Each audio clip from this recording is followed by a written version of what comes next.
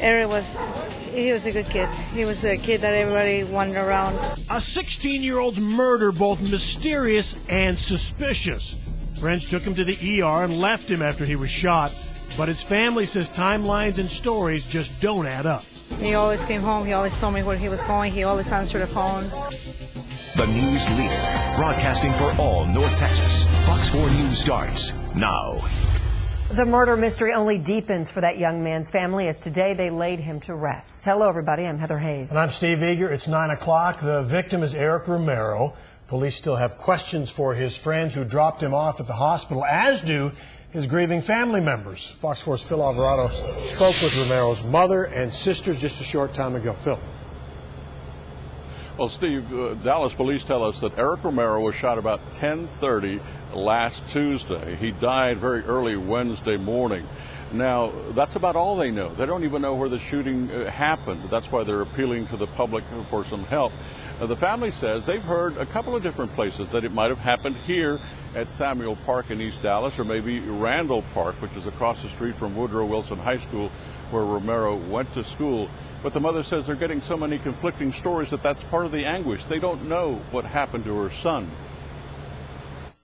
Someone shot 16-year-old Eric Romero in the head. Dallas police say they don't know much more than that. No one is hurting for answers more than his mother. My son did not deserve to die that way. It is not fair, you know. We need some answers. Amelia Romero says sometime after midnight last Wednesday, one of Eric's friends came banging on her door. He was frantic. He just came real scared and said, you know, I just want to let you know that your son was just shot, and he was still breathing, so we ran him to the emergency room, and we had to come and leave you the truck and his phone. She would find out from police that two of Eric's friends drove him to Baylor Hospital in his own pickup. He died in the hospital, but police couldn't tell her much more about how he was killed. Your son was dropped off in a mysterious way, you know, dropped off by some gentleman or some guys, and didn't even wait around for us to ask any questions.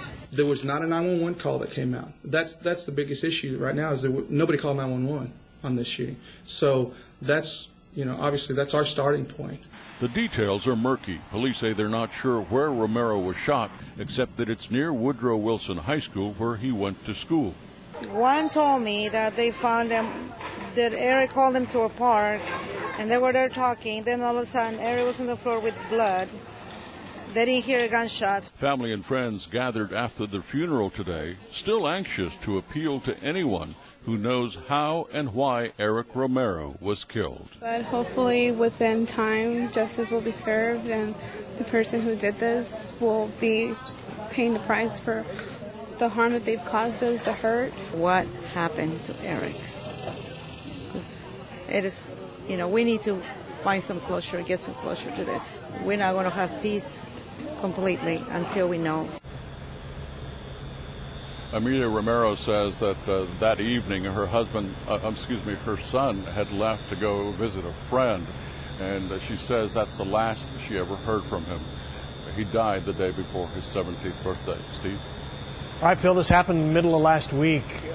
Any frustrations from the family? This is just now coming out. I imagine they're frustrated about a lot of things. I can't imagine what they're going through, but are they wondering about the speed at which it's moving and why nothing's happening, seemingly? They are, but, you know, apparently police investigators are going through the same kinds of frustrations. You know, Eric Romero was supposed to go visit a friend, but the people who took him to the hospital say that he actually asked them, hey, meet me at one of these parks. We don't know which one. The story that Mom has gotten is that, they were talking and he was shot somehow. The other story is that when they arrived, he was already shot. And then the mother says there's one other very big mystery for her. About 10:30, she texted her son saying, hey, where are you? It's time for you to come home. And she got a reply, and it said, hey, sorry, my phone died, but I'll be there. Well, she knows now that her son never sent that text because he was already in the hospital. So who did send it? And that phone hasn't been recovered, I don't imagine either, right? Well, she's got the phone, but there's nothing that she can, decipher from that because, I mean, the text came from that phone. She just doesn't know who sent it. Got it. Okay. All right, Phil Alvarado, thanks.